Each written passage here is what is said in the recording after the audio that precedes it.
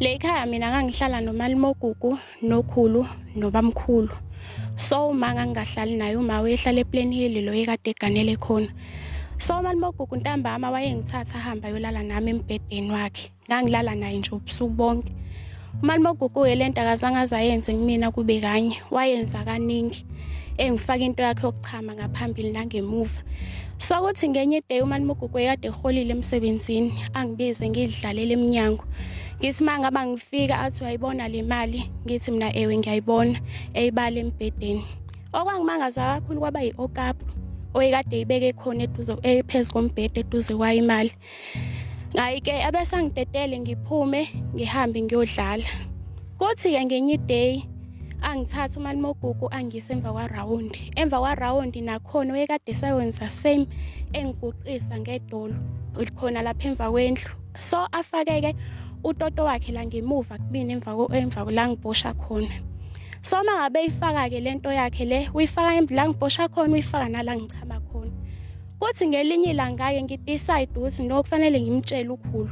Ukhulu ngithi maba ngimtshela le ndaba athi ukhulu cha ungalinge nje uzuyisho lonto ngoba amanga lawo. Ngathula. Kwathi ngenye day wafika uma kwakade kwenza umxokozelo wamalimobonga. Mangabe fika uma ntambama ke sowuphelile umxokozelo ngikhale ngimtshela uma ukuthi mama mina ngifuna ukuhamba nawe ngicela ungalingi ungishiye le ekhaya. Uma aqala goloza ukuhamba nami ngoba wedecide ukuthi mina kufanele ngihlale nokhulu. Okay it's fine ke. Ngiyawumaza agcine sevumile ngihambe nangiye naye ePlan Hill. So ngalelo suku lolo-ke la engamtshena ngalo zasikade zingekho ingane zesikole sahleli naye sobabili. Ngimtshela uma ukuthi ma ekhaya umalume ubekade ngifaka utoto wakhe ngaphambili nangemuva ayuma akazange azakholwe. Ongangokuba uma waze wakha ngisho induku wangishaya ngendlela ukuthi engakholwa wabuza ukuthi nonhlugugu angayenza kanjani lonto leyo.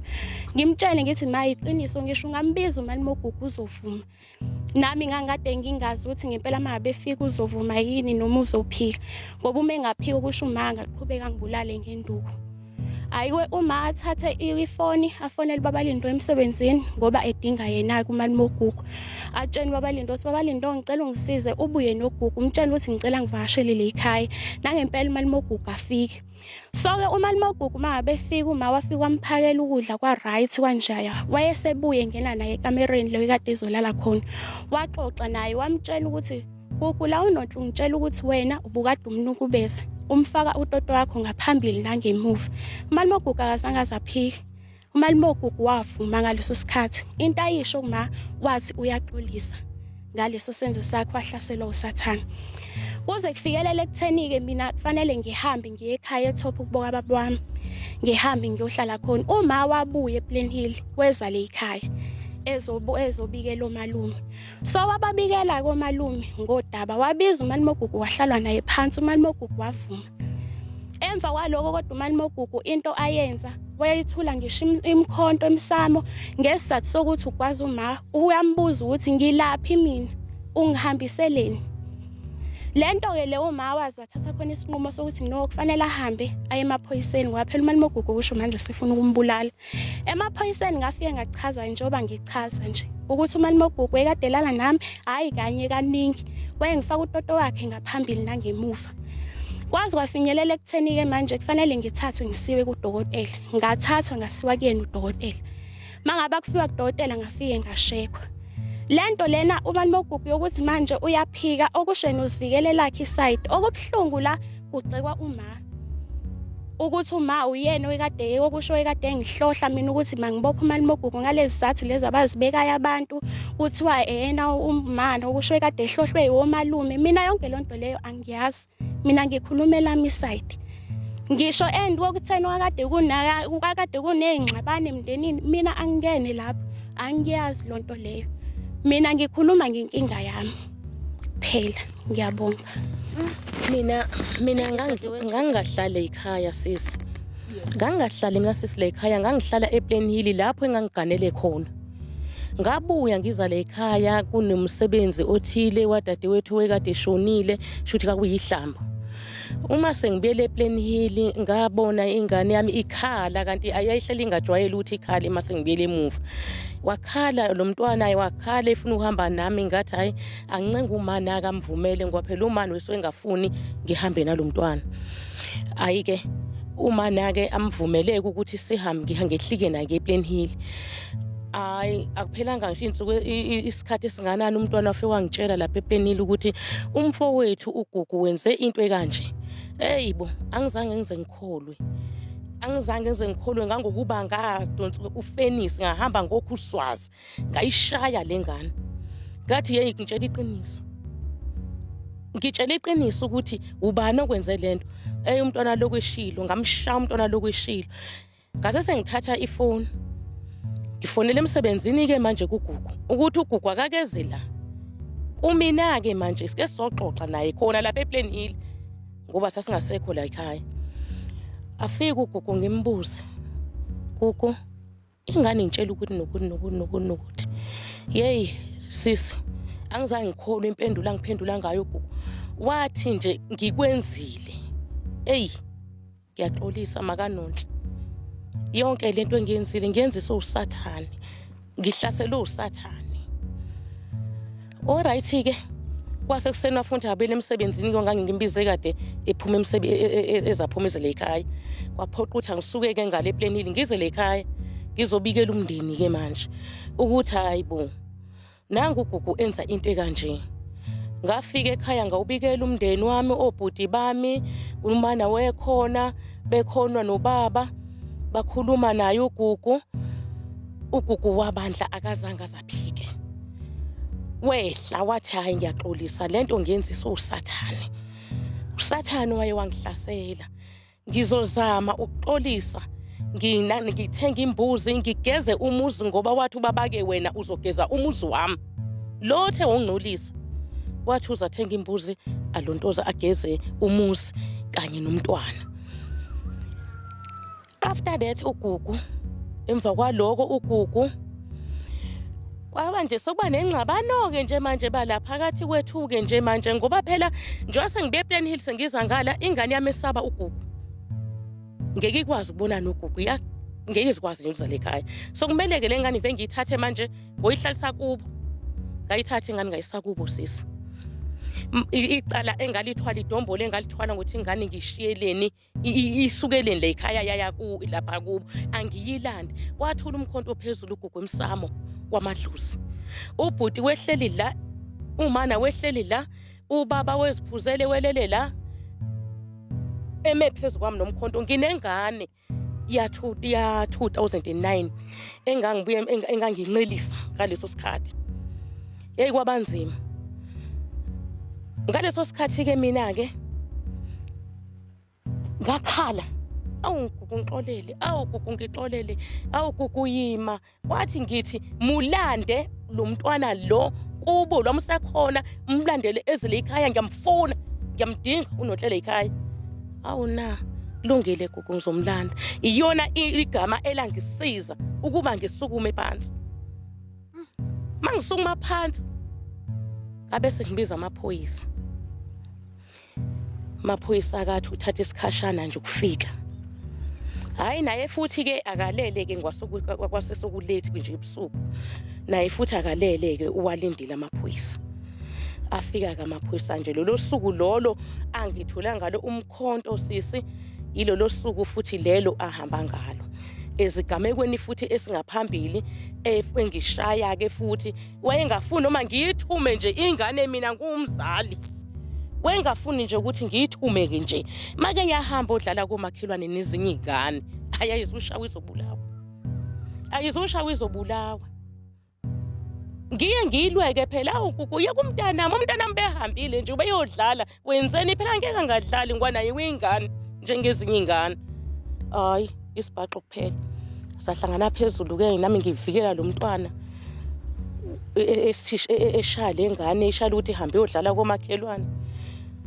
Wahlafaza ifoni yami-ke ngoba manje sengidiniwe namanje sengithi ngibiza amaphoyisa ngoba uxhaphaza umntanami yabona umshaye kanjani. Wavuna thatha imbazo wahlafaza wafoni leyo. Sisi uGugu umfowethu. uGugu umfowethu uGugu Sazalwa indoda nomfazi emshadweni. Gugu ngangakaze ngixabane naye. Angimazi nxa wagugu mina. Ugugu umuntu obekholwa, ugugu bethandaza. Indlela ebethandaza ngabo ungafisa ukumlandela ugugu. Kodwa kuphela ukuthi ubebuya athi mele ekhaya akube nomoya nje ongawazi ukuthi owani mabe esekhaya, ngoba ngiyakhumbula ngolunye usuku waxabana nobaba nje babuza phuzele kuba beyazikhulumela, umbuzo ukuthi silamba sihlupheka ebhungukile ehlele egoli, wayethi sidlana. Wavuka nesigqiki washaya kubaba. Isigqiki yabona sisi la emakhaya sindiyesi uyakwazi ehlathini nje mawubona isindla kusahwe khona kahle isigqiki nje sihle ubuye naso uzoziqothela ngaso emlilweni. Wasuma sesigqiki washaya kubaba. Ubaba wazi wahamba waye esibhedlela. Esibhedlela wenzelwa incwadi. Angazi esibhedlela kwabuya nencwadi ethi akambophe ugugu.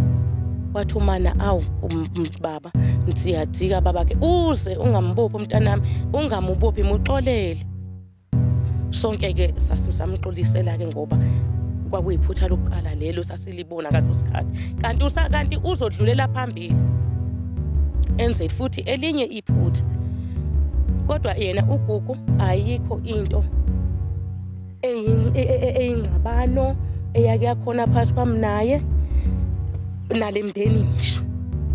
Singane zomfazi oyedwa nendoda futhi eyodwa. Kwaba yilo sathane ke nje lo wamfikela kanjalo njengoba wachaza ukuthi usathane, futhi owubonakala ngempela ukuthi lento uyisathane ethe yehlikela kuthina kulomndeni wethu sibe nebhadi. Ibhadi lazokwehla ngomuntu okholwa kangaka. Kwenzeka lento uNonhle wela ku-8 to 9 years from 2009 wesamncane yena. Wesamncane wela ku-8 to 9 years. Lento lena kuyena beyihleli khona vele nakuba lingaka trendi. Ngoba mexabene nenye ingane imbimthuka ngalento. Lento nje kuyena ihlezi nje ivele inhlamba nje ehleli khona. Once waxabana nomuntu nje umthuka ngalento. Inje into kanti futhi yona lento iyamthunuka yena. Ngike ngiboneke futhi mangabe kukhona umuntu athandana naye futhi uyakwazi abeyaphinda amthuke ngayo lento. Ngoba bayamtshela abantu ukuthi lo wadlwengulwa kwaba u1 kwaba into kanje amthuke naye ngayo futhi lento. Sisi njengoba sengishiya ngike ngasho eqaleni ukuthi lo muntu lo ugugu owa1979 mina ngwa1982 siyalamana nogugu. Mina ngilama ugugu sisi. Njengoba ngilama ugugu mina lento ngesikhathi yenzeka ngaba nomadida engqondo yami ukuthi into engizoyithini lena, ngoba ugugu menza kanti ungiqedela ikhaya. Uyezwa sisi. Ngathini ugugu mangabe kufanele ngimxolele, mina kumele ngimxolele ngoba mengaxolelwa mina ubani umxolele. Njengoba selamana nje nganginabo ubuhlungu bukaNonhle enzeke lento. Nginabo futhi ubuhlungu bakhe futhi lo ukuthi naye futhi ngiyabona kwami mina ngangihlaselwe usathane ngaleso sikhathi. Ngoba nginobuhlungu bukaNonhle ukuthi wenzeke lento ugugumenze lento. Nginobuhlungu futhi bukagugu ukuthi mayiwe ma futhi ugugu umntaka ma futhi umntaka baba futhi siyalamana naye and sibonisana naye futhi ngezinye izinto lekhaya. So mina sisinto engishoyo ugugu maye ezehlisa ngingamxolela mina ugugu. Ngingamxolela futhi mina ugugu. Hayi ukuthi ngingamxolela manje ngoba sokunalisimo sokuthi ukuthi kumele ukuthi aphume. Mina kade nje ngamxolela ugugu. Sengamxolela nje kudala. Ngoba nami futhi sibe sengifisa ukuthi ugugu aphume kule ndawo ahleli kuyona. Kuukuthi ngenxa ukuthi angifundanga. Angazi ukuthi mangabe ngifuna manje ukungena imibhudu nemibhudu ngingenza njani yabo.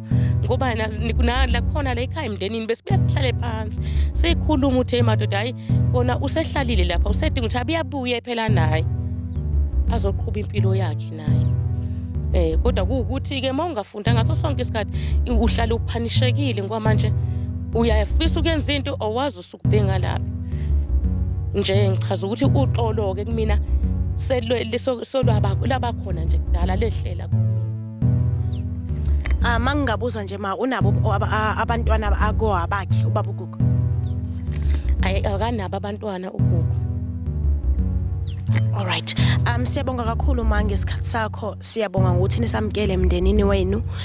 Sizogubha izindaba zomndeni ezingasidingi kodwa ngenxa yokuthi sibona isidingo sokuthi siyadinga ukuthi silive icala lika dadewethu siphinde sizwe nakwicala lomndeni ukuthi bona babona kanjani okanye kwenzakalani. Siyabonga kakhulu ngesikhathi senu. Sengathi uJehova angawathoba amanxeba, sengathi uJehova anganiprovidela ukuthi konke enicelayo kwenzeke ngendlela enifisa ngayo. Siyabonga.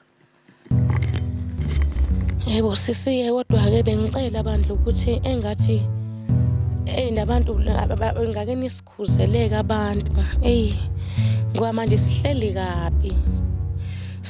kabi manje na funeka izithombe zethu funa sidutshulwe mina nje ngiphuza amaphilisi e-BP, nginamaphilisi futhi amanye engiwadlayo nje aphethe impilo yami.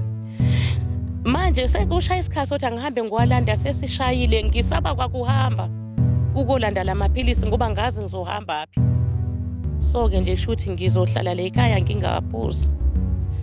Ngicela ukuthi bandla kodwa onisikhuzele abantu le ndaba le indaba yala ekhaya kaDlamini.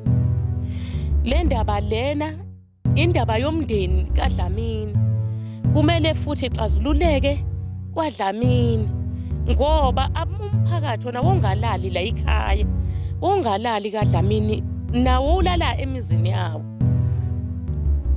Ithina kaDlamini esasibhene inkinga futhi sasingesikwazi kuma phezulu kwentaba simemeza ukuthi hayibo naku ku1 no2 no3.